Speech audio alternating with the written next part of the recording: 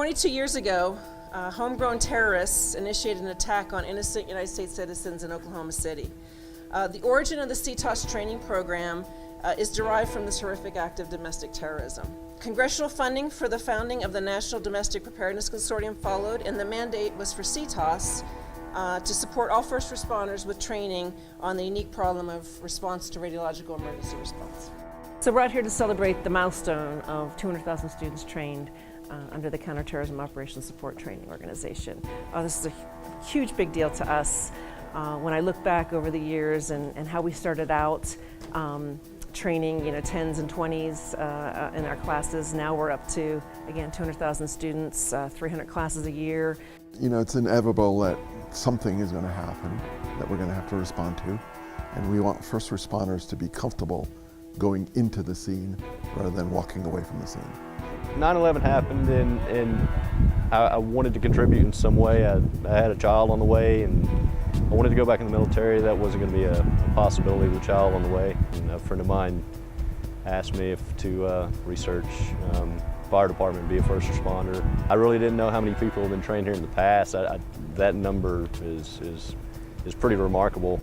There's nowhere really to go but up from here. We really have a goal of training every single emergency responder in the United States, which would be in the millions. We want every single emergency responder in the United States to be confident and competent in their emergency response. It's a changing world. There are different threats now that we have to deal with. Gaining the knowledge, learning how to deal with these type of incidents.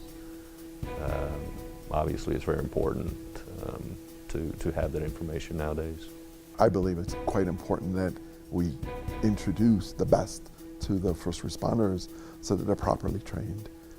They bring different perspectives, they bring different points of view from across the country in different environments, and this gives the students an opportunity to really experience the full gamut of what it's going to take for them to respond. I've been to several training opportunities before, and by far they're the most knowledgeable.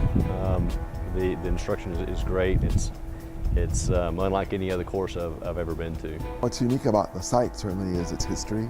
Its history going back to the 50s when nuclear tests were conducted above ground and later on underground, but the environment that we've created really takes credit, if you will, for past nuclear tests that were conducted in a zone of the site where T1, the training center, is today. When they show up here, they're acquainted with how it works and what the general background. They have a radiological awareness training or something that makes them at least aware of what these radiation measurements mean.